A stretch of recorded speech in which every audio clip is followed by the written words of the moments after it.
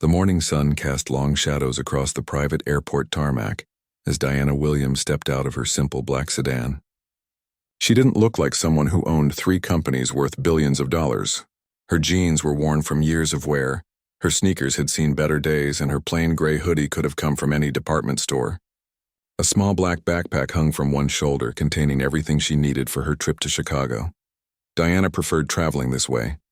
No fancy clothes, no entourage of assistants, no security detail making a scene wherever she went.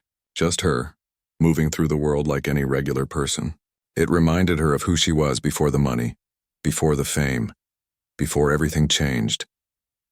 She walked toward the sleek white aircraft sitting on the tarmac. The plane was beautiful, with Williams Aerospace written in elegant blue letters along the side. Diana had bought this particular jet 2 years ago, but she rarely flew on it. Most of the time, her company used it to transport executives or important clients. Today was different, though. She needed to get to Chicago for an emergency board meeting, and commercial flights were all booked. As she approached the aircraft stairs, Diana noticed another passenger already boarding. The woman looked to be in her 50s, with perfectly styled blonde hair that probably cost more than most people's rent. She wore an expensive cream-colored suit and carried a designer handbag that Diana recognized as costing around $15,000. Everything about the woman screamed money and privilege.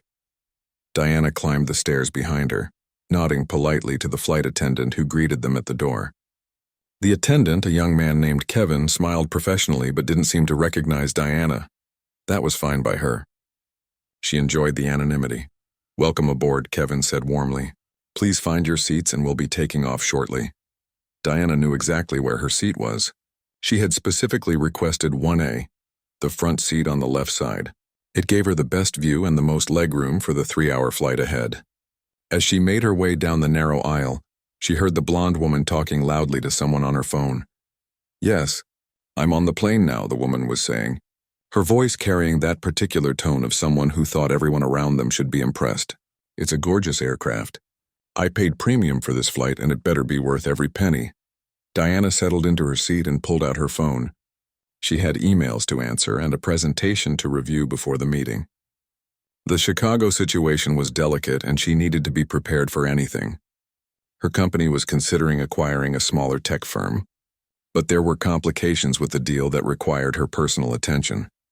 The blonde woman ended her call and looked around the cabin with the air of someone inspecting their domain. Her eyes fell on Diana, and her expression immediately shifted. The polite smile disappeared, replaced by something that made Diana's stomach tighten with recognition. "Excuse me," the woman called out to Kevin, who was checking overhead compartments. "I think there's been some kind of mistake." Kevin walked over, his professional smile still in place. "What can I help you with, Mrs. Patterson?" "Well," Mrs. Patterson said, gesturing toward Diana without looking directly at her. "I paid for a premium flight experience. I wasn't expecting to share the cabin with—" She paused as if searching for the right words. "With someone who clearly doesn't belong in first class." Diana felt that familiar weight settle in her chest. She had experienced this countless times before, in restaurants, hotels, business meetings, and airports, the assumption that she didn't belong wherever she happened to be, simply because of how she looked. It never got easier, even after all these years of success. Kevin looked confused, glancing between Mrs. Patterson and Diana. "I'm sorry, ma'am, but I don't understand. All passengers on this flight have valid tickets for their assigned seats." Mrs. Patterson huffed and raised her voice slightly. "Look, I don't want to cause a scene, but I think we both know what's happening here. Some people have a tendency to upgrade themselves when they think no one is watching. I'm sure she's a lovely person, but economy class is toward the back of the plane." Diana took a slow breath. She could feel other passengers turning to look at them. There weren't many people on the flight, maybe 8 total, but she could sense their attention like a weight on her shoulders. Some looked curious, others uncomfortable. A few had already pulled out their phones. "Ma'am," Kevin said, his voice still professional but with a slight edge, "I need to see everyone's boarding passes to make sure there isn't some confusion." Diana reached into her backpack and pulled out her phone, where her mobile boarding pass was displayed. She handed it to Kevin without saying a word. Mrs. Patterson fumbled through her expensive purse and produced a printed boarding pass. Kevin looked at both passes, then at his tablet. his eyebrows furrowed as he double-checked something. "Everything appears to be in order," he said carefully. "Ms. Williams is assigned to seat 1A, and Mrs. Patterson, you're in seat 2B. "That's impossible," Mrs. Patterson said, her voice rising. "I specifically requested the front row. I paid extra for the front row." "How does she have the front row?" Diana finally spoke, her voice calm and measured. "I believe there's been a misunderstanding. My seat assignment is correct." Mrs. Patterson turned to look at her directly for the first time, and Diana saw something ugly flash across the woman's features. "Listen, honey, I don't know what kind of game you're playing, but I've been flying first class for 20 years. I know how this works. You people always try to sneak into better seats when you think you can get away with it." The words hung in the air like smoke from a fire. Diana felt her hands clench in her lap, but she kept her expression neutral. Around them, the other passengers had gone completely quiet. Everyone was watching now, some openly, others pretending to look at their phones while recording everything. Kevin looked mortified. "Mrs. Patterson, I really think there's been a misunderstanding." "The only misunderstanding," Mrs. Patterson interrupted, "is that this woman thinks she can just waltz onto a premium flight and take whatever seat she wants. I work hard for my money, and I don't appreciate being taken advantage of by someone who probably can't even afford to be on this plane." Diana closed her eyes for a moment, centering herself. She had two choices. She could reveal who she was right now and end this humiliation immediately, or she could handle it the way she always did, with dignity and grace, letting her character speak for itself. She opened her eyes and looked directly at Mrs. Patterson. "I understand you're upset," Diana said quietly, "but I assure you my seat assignment is correct. Perhaps we could ask the captain to clarify the situation if you're not comfortable with the current seating arrangement." Mrs. Patterson's face was getting redder by the minute. "Don't you dare try to turn this around on me. I know exactly what's happening here, and I'm not going to stand for it." Mrs. Patterson's voice grew louder with each word, and Diana could see that reasoning with her was not going to work. The woman had made up her mind about who Diana was and what she was doing on this plane, and nothing was going to change that. "I want to speak to whoever is in charge of this flight," Mrs. Patterson announced, turning away from Diana to address Kevin directly. "This is completely unacceptable. I paid good money for this experience, and I refuse to be treated like some common passenger." Kevin looked increasingly uncomfortable as he glanced between the two women.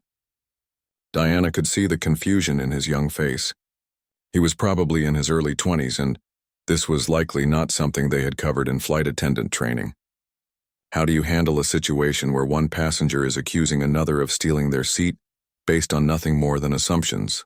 "Let me check with the captain," Kevin said finally, reaching for his communication device. "You do that," Mrs. Patterson said, crossing her arms. "And while you're at it, make sure security knows we might have a problem passenger on board." Diana felt her jaw tighten at those words, but she kept her voice level. "Mrs. Patterson, I think you're making this more complicated than it needs to be. We're both adults, and I'm sure we can resolve this without involving security." "Oh, now you want to be reasonable?" Mrs. Patterson laughed, but there was no humor in it. "After you snuck onto this plane and took my seat? I don't think so, sweetheart." The condescending way she said sweetheart made Diana's skin crawl, but she had dealt with worse.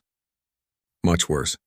She thought about all the boardrooms where she had been the only person who looked like her, all the meetings where people assumed she was someone's assistant instead of the person running the company, all the times she had to prove her worth twice as hard as anyone else just to be taken seriously. Mrs. Patterson suddenly stepped closer to Diana's seat, looming over her in a way that was clearly meant to be intimidating.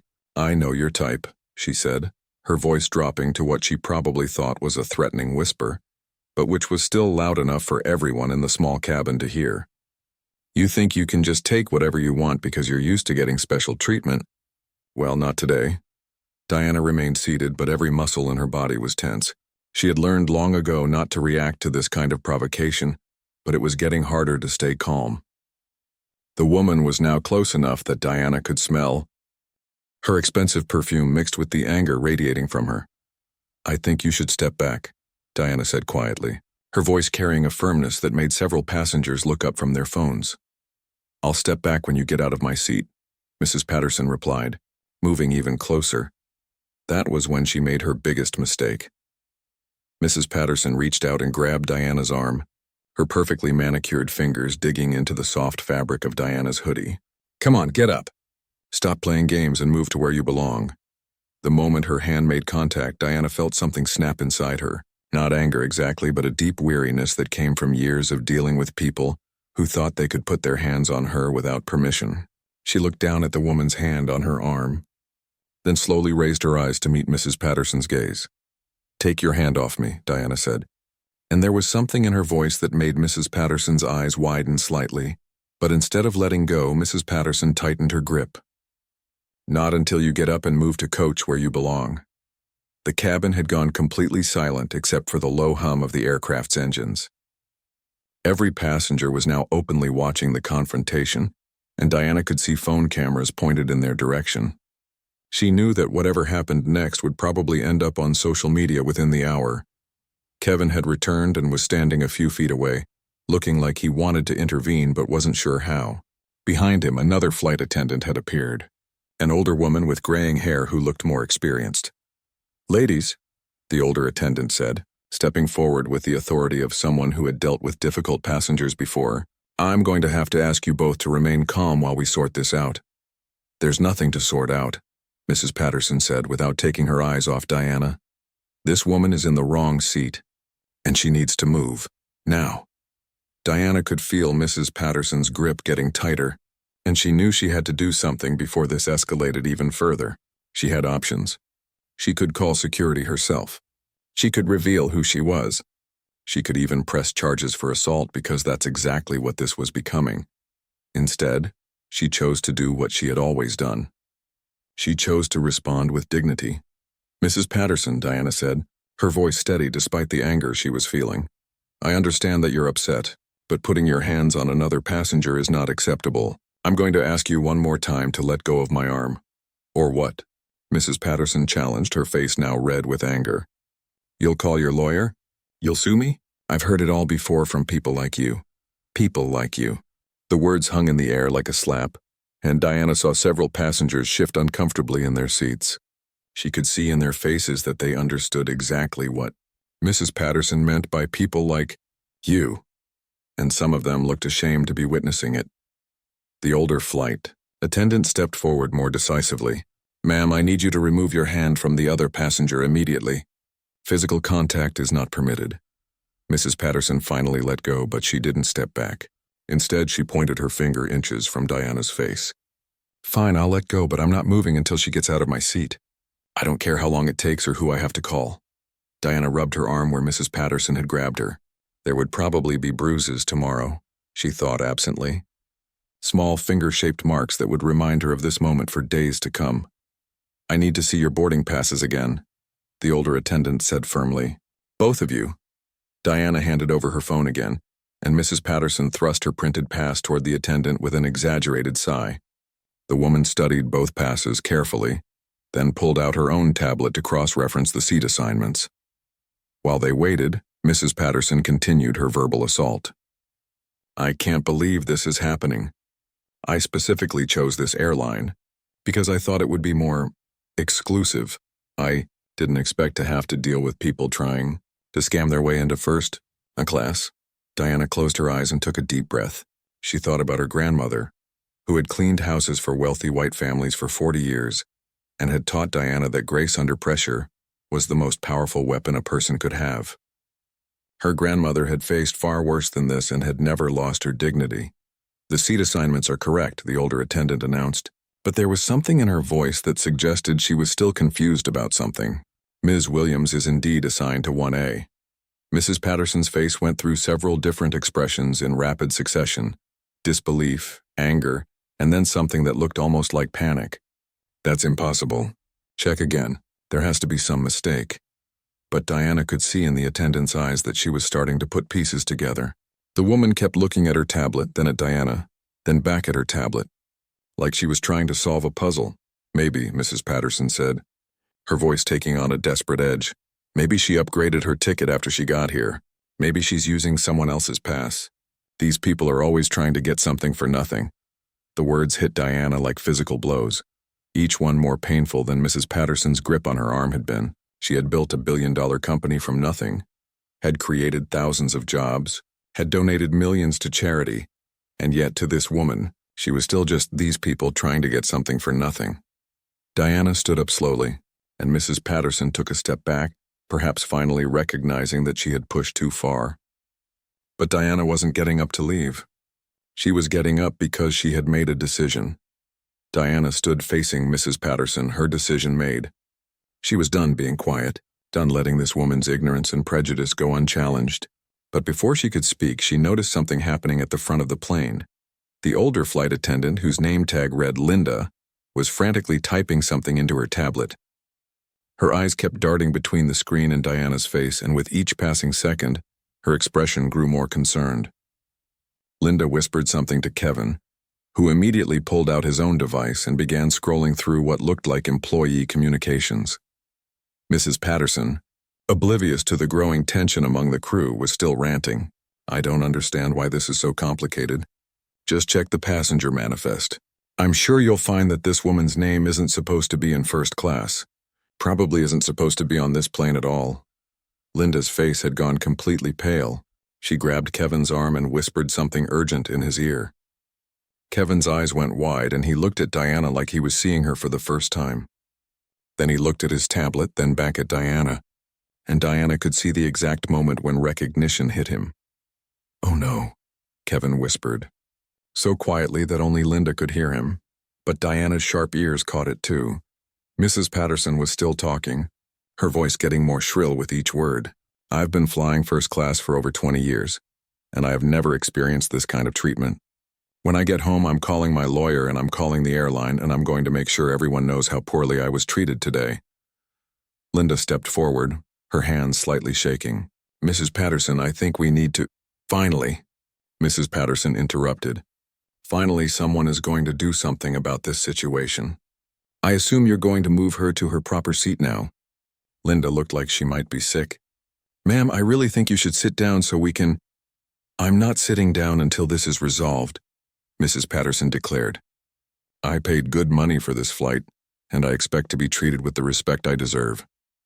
That was when Diana heard footsteps coming from the cockpit. Heavy, purposeful steps that made everyone in the cabin turn to look. Captain Rodriguez emerged, still wearing his headset around his neck, his face serious and his eyes immediately finding Diana. Captain Rodriguez was a man in his 50s with graying temples and the kind of steady presence that made passengers feel safe. Diana had flown with him several times before, though always when she was traveling as a known executive with her full entourage. Today, in her casual clothes and traveling alone, she hadn't expected him to recognize her, but he did. "Ms. Williams," Captain Rodriguez said, his voice carrying the authority of someone who had been flying for 30 years. "I apologize profusely for this situation. I was just informed about what's been happening in the cabin."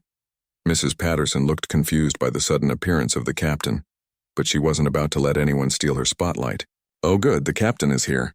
Captain, I need you to resolve this seating issue immediately. This woman is in the wrong seat, and your crew seems unable to handle the situation." Captain Rodriguez didn't even look at Mrs. Patterson. His attention was entirely focused on Diana, and there was genuine concern in his eyes. "Ms. Williams, are you all right? Do you need medical attention?"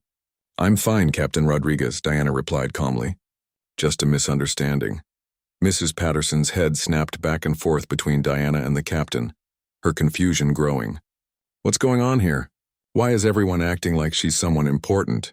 Linda stepped closer to Mrs. Patterson, her voice gentle but firm. "Ma'am, perhaps you should take a seat while we explain—" "No," Mrs. Patterson shouted, her patience finally completely gone. "I'm not taking a seat until someone tells me what's going on. Why is everyone treating this woman? And like she owns the plane or something?" The silence that followed was so complete that Diana could hear the air conditioning system humming overhead. Every person in the cabin was looking at Mrs. Patterson with expressions ranging from embarrassment to horror. A few passengers had their phones out, and Diana was certain that everything was being recorded. Captain Rodriguez cleared his throat. "Mrs. Patterson, I think you should know that Ms. Williams does in fact own this plane." Mrs. Patterson blinked, once, twice, 3 times, like she was trying to process information that didn't make sense. "What do you mean, owns the plane?" "This aircraft belongs to Williams Aerospace," Captain Rodriguez continued, his voice professional but with an edge that suggested he was not pleased with how one of his passengers had been treated. Ms. Diana Williams is the founder and CEO of Williams Aerospace as well as Williams Tech and Williams Industries. She is the owner of this aircraft. The color drained from Mrs. Patterson's face so quickly that Diana thought she might faint. Her mouth opened and closed several times, but no words came out. She looked around the cabin as if hoping someone would tell her this was all a joke. That's impossible, Mrs. Patterson finally stammered. She can't be. I mean, look at her. She's wearing a hoodie. Diana almost smiled at that. She had been judged for her appearance countless times, but rarely so blatantly. I prefer to dress comfortably when I travel, she said simply. Mrs. Patterson's brain seemed to be working overtime, trying to reconcile what she was hearing with what she had assumed about Diana. But you're black? Diana supplied helpfully. Yes, I am. I'm also a billionaire, a tech entrepreneur, and apparently, according to you, someone who doesn't belong in first class on my own airplane. The words hung in the air like a verdict. Several passengers gasped audibly, and Diana could see people shifting uncomfortably in their seats. Mrs. Patterson looked like she had been slapped. I didn't know, Mrs. Patterson whispered, but her voice carried clearly in the silent cabin. No, Diana said, her voice still calm but with steel underneath it. You didn't know. You assumed. You saw a black woman in casual clothes and decided she didn't belong here. You put your hands on me without permission. You made assumptions about my character, my intentions, and my right to be in this space, all based on how I look. Captain Rodriguez stepped forward. Mrs. Patterson, I think it would be best if you returned to your seat now. But Mrs. Patterson wasn't listening. She was staring at Diana with a mixture of shock, embarrassment, and something that might have been panic as she began to realize the full implications of what had happened. Ms. Williams, Mrs. Patterson said, her voice shaking, I made a mistake. I'm sorry. I didn't realize. If I had known who you were. That's exactly the problem, Diana interrupted gently. You're sorry because you found out who I am, not because of how you treated another human being. If I had been a teacher or a nurse or someone working 2 jobs to afford this flight, would your behavior have been acceptable then? Mrs. Patterson's face crumpled. I don't know what to say. There's nothing to say, Diana replied. Your actions spoke clearly enough. Linda stepped forward, her professional mask back in place but her voice still shaky. Mrs. Patterson, I'm going to have to ask you to gather your belongings. We'll be arranging alternative transportation for you. What?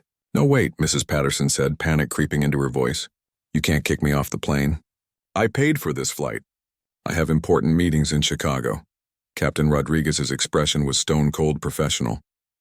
Ma'am, you physically assaulted another passenger and created a disturbance. We have grounds to remove you from this aircraft.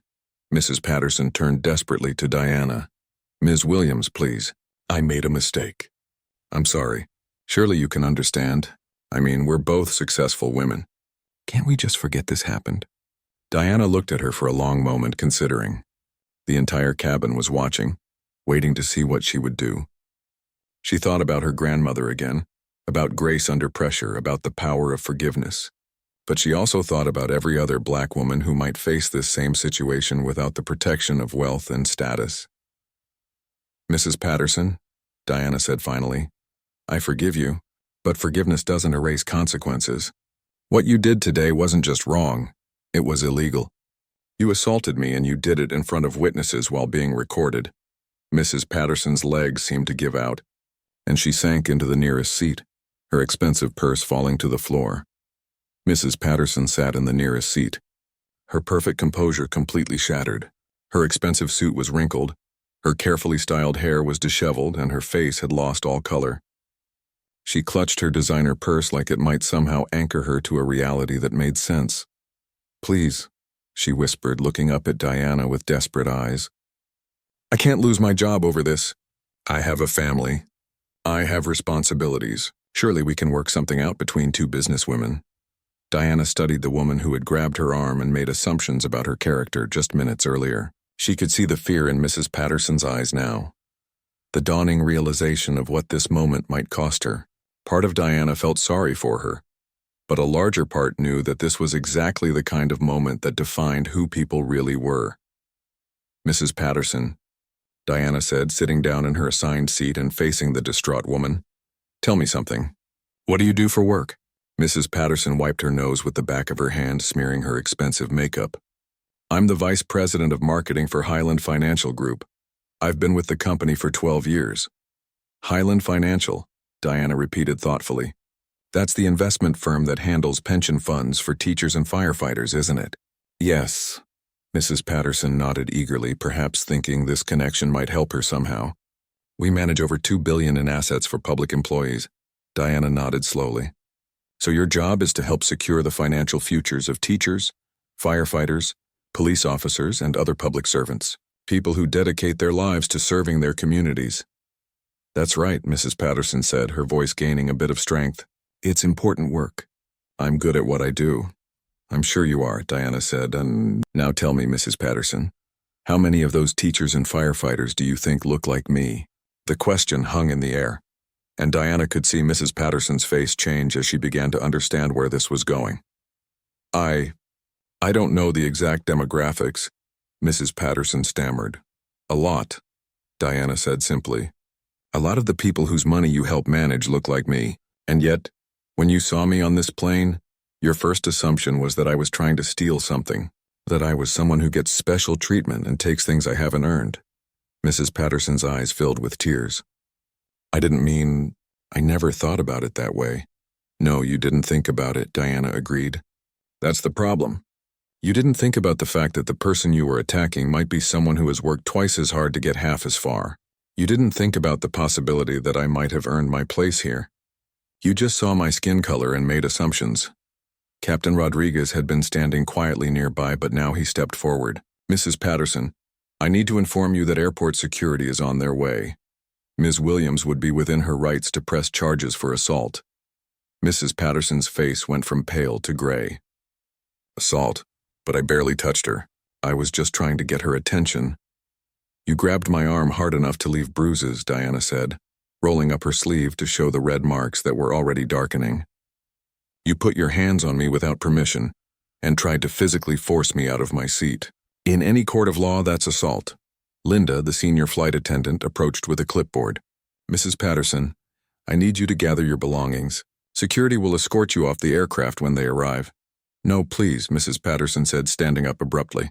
Ms. Williams, I'm begging you. I made a terrible mistake, but I can learn from this. I can be better. Don't ruin my life over one bad moment. Diana looked at the woman pleading with her and felt the weight of the decision she had to make.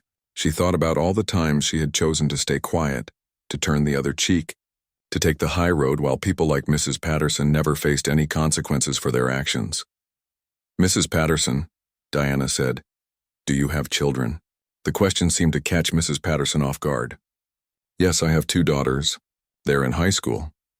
What would you tell them if they came home and told you that someone had grabbed them and tried to force them out of a seat they had paid for, simply because of how they looked? Mrs. Patterson's tears were flowing freely now. I would tell them to call the police. I would tell them that nobody has the right to put their hands on them. Exactly, Diana said. So what makes this situation any different? Mrs. Patterson had no answer for that. She stood there crying, her expensive clothes and jewelry suddenly seeming like costumes that couldn't hide who she really was underneath. The sound of footsteps on the aircraft stairs interrupted the tense moment. 2 airport security officers appeared in the doorway, their uniforms crisp and their expressions professional but alert. We received a report of an incident on this aircraft, the older officer said, looking around the cabin. Captain Rodriguez stepped forward. Officers, we have a passenger who physically assaulted another passenger and created a significant disturbance. The victim is Ms. Diana Williams, and the perpetrator is Mrs. Patterson. The officers looked at Diana, then at Mrs. Patterson, who was now sobbing openly. The younger officer pulled out a notepad while his partner approached Diana. Ms. Williams, are you injured? Do you need medical attention? Diana showed them the marks on her arm. I'm fine, but as you can see, there is physical evidence of the assault. Mrs. Patterson suddenly lurched forward, falling to her knees in front of Diana's seat. Please, Ms. Williams, I'm begging you. I'll do anything. I'll donate money to charity. I'll volunteer. I'll take sensitivity training. Just please don't press charges.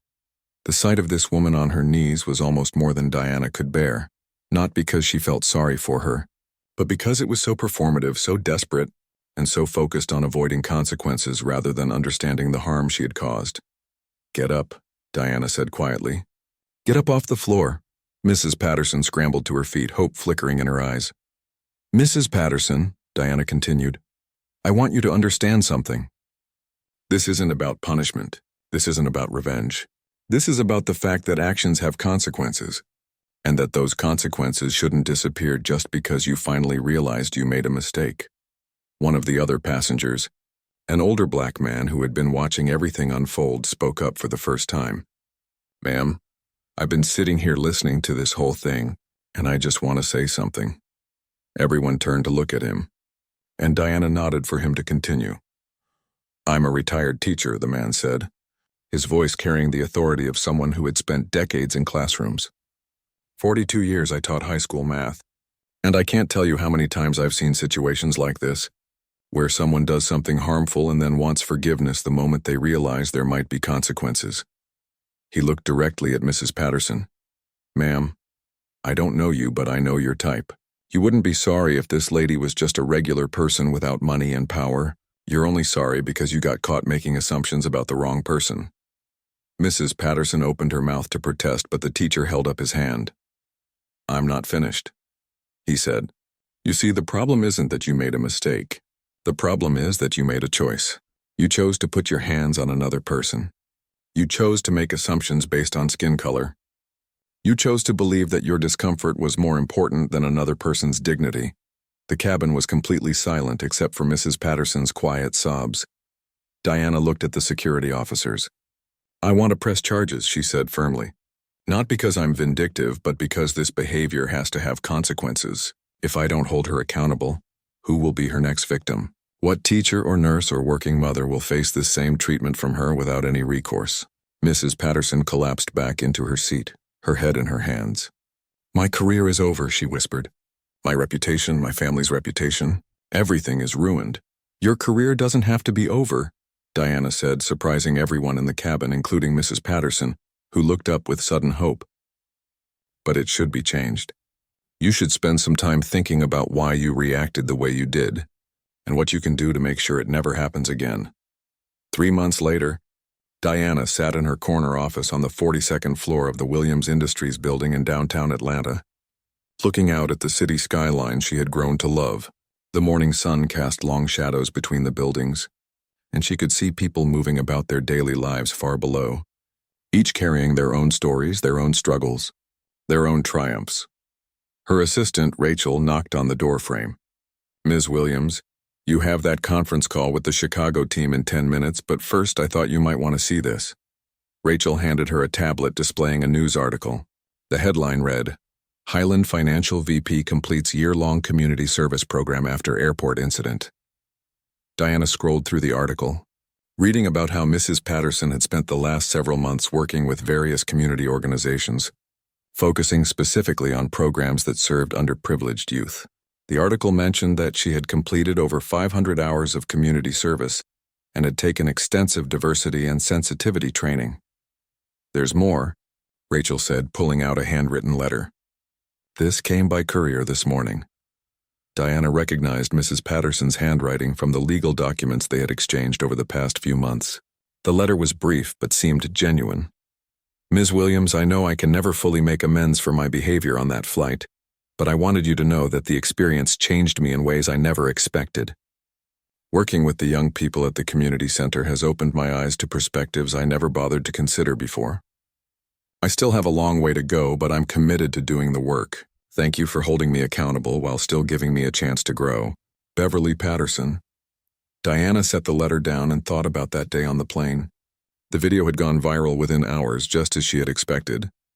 But unlike many viral incidents that flared up and died out quickly, this one had sparked ongoing conversations about unconscious bias, privilege, and how assumptions about people based on appearance affected everyone. The incident had also led Diana to establish something she had been considering for years: the Williams Foundation for Equity in Aviation. The foundation provided scholarships and training programs to help people from underrepresented communities enter careers in aviation, from pilots to aircraft engineers to air traffic controllers. Rachel interrupted her thoughts. The foundation coordinator wants to know if you've made a decision about the keynote speaker for next month's scholarship ceremony. Diana smiled. Actually, I have an idea about that. Can you reach out to Beverly Patterson and see if she would be willing to speak about her experience and what she's learned? Rachel's eyebrows shot up in surprise. Are you sure that's a good idea? I think it might be exactly what people need to hear, Diana said. Sometimes the best advocates for change are people who have experienced the consequences of their own prejudices. Later that afternoon, Diana was reviewing quarterly reports when her phone rang. She didn't recognize the number, but something made her answer it. Ms. Williams?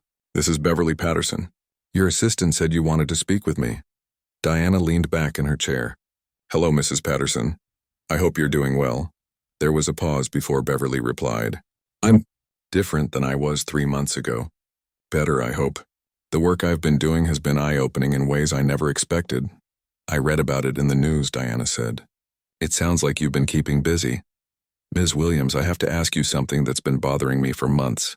Why did you give me a chance to make things right instead of just letting the legal system handle everything? Diana considered the question carefully. Because I realized that destroying you wouldn't change anything for the next person who looks like me and faces the same treatment. But maybe helping you understand why your actions were harmful might prevent it from happening to someone else. I've thought about that day every single day since it happened, Beverly said quietly, not just because of the embarrassment or the consequences, but because I keep wondering how many times I've made assumptions about people without even realizing it. How many opportunities I might have missed to connect with someone because I decided who they were before they had a chance to show me. That kind of self-reflection is the hardest work anyone can do, Diana acknowledged. Ms. Williams, your assistant mentioned that you might want me to speak at an event. I have to be honest, I'm not sure I'm ready for that kind of public speaking about this topic. Diana looked out her window again, watching the people moving through their lives below. Mrs. Patterson, can I tell you something? The day we met on that plane wasn't the first time something like that had happened to me. It wasn't even the worst. But it was the first time I decided to use the experience as a teaching moment instead of just enduring it quietly. Why that day? What made it different? Because I realized that I had a platform and a responsibility, Diana said. I could afford the lawyers and the media attention and the public scrutiny. Most people can't. So if I didn't use my position to address this kind of behavior, who would? Beverly was quiet for a long moment. If I spoke at your event, what would you want me to say? The truth, Diana said simply. Tell people about that day from your perspective. Tell them about the assumptions you made and why you made them. Tell them about what you've learned since then. Most importantly, tell them that change is possible even when it's uncomfortable and difficult. I'm scared people will judge me. Diana almost laughed, but not unkindly. Mrs. Patterson, people have already judged you. The question is whether you want that judgment to be the end of your story or the beginning of a new chapter.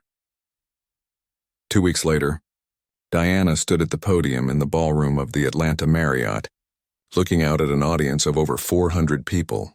Aviation professionals, community leaders, students, and scholarship recipients filled the room, all there to celebrate the launch of the Williams Foundation for Equity in Aviation. Ladies and gentlemen, Diana said into the microphone, change is never easy, and it's rarely comfortable, but it's always necessary. Today I want to introduce you to someone who understands that better than most. Someone who made a mistake that could have defined her, but chose instead to let it transform her. Diana looked toward the wings of the makeshift stage, where Beverly Patterson stood waiting, her hands shaking slightly but her expression determined. Please welcome Mrs. Beverly Patterson, who will be sharing her story of accountability, growth, and the ongoing work of becoming better. Beverly walked to the podium on unsteady legs, but when she reached the microphone, her voice was clear and strong. 3 months ago, I assaulted a woman on an airplane because I made assumptions about who she was, based on how she looked, Beverly began, and Diana could hear the collective intake of breath from the audience. That woman was Ms. Diana Williams, and she had every right to let the legal system handle my actions and never think about me again. Beverly paused, looking out at the audience. Instead, she chose to give me an opportunity to understand why what I did was wrong, not just legally, but morally. She chose accountability over revenge, and education over punishment. Diana watched from the side of the stage as Beverly continued her speech, talking honestly about her prejudices, her journey of self-discovery, and her ongoing commitment to doing better. The audience was completely silent, hanging on every word.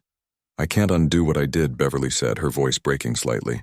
"But I can use that experience to make sure it never happens again, and to help others recognize these biases in themselves before they cause harm." When Beverly finished speaking, the applause was thunderous. Diana returned to the podium and looked out at the audience, thinking about how much can change when people choose growth over defensiveness, understanding over anger. "The work of creating equity and inclusion isn't just about policies and procedures," Diana said. "It's about human connection. It's about seeing each other as individuals rather than as representatives of whatever group we think they belong to. It's about choosing to do better even when it's hard." As the evening concluded and people began filing out of the ballroom, Beverly approached Diana. "Thank you," Beverly said simply, "for everything, for holding me accountable, for giving me a chance to grow, and for trusting me with your platform tonight." Diana shook Beverly's hand, noticing how different the woman seemed from the person who had grabbed her arm on the airplane months earlier. "Thank you for doing the work," Diana replied. Not everyone would have. Later that night, as Diana drove home through the quiet Atlanta streets, she thought about the long path that had led from that uncomfortable moment on an airplane to this evening of possibility and hope. She thought about her grandmother, who would have been proud to see how grace under pressure had ultimately led to positive change. Her phone buzzed with a text message from an unknown number. "Ms. Williams, I was at the event tonight. I'm a flight attendant and I've seen situations like yours before. Thank you for showing us that we can do better, and that it's never too late to learn and grow. Kevin." Diana smiled, remembering the young flight attendant who had been so confused and uncomfortable during the original incident. She typed back, "Thank you for being open to growth. That's how change happens, one person at a time." As she pulled into her driveway, Diana reflected on the fact that the most painful experiences often became the most transformative ones, not just for the people who endured them, but for everyone who witnessed them and chose to learn rather than look away. The incident on the plane had lasted less than an hour, but its impact would ripple outward for years to come, touching lives and changing perspectives in ways both small and profound. And sometimes, Diana thought as she walked into her house, that's exactly how the world gets better. One difficult conversation, one moment of accountability, and one choice to grow at a time.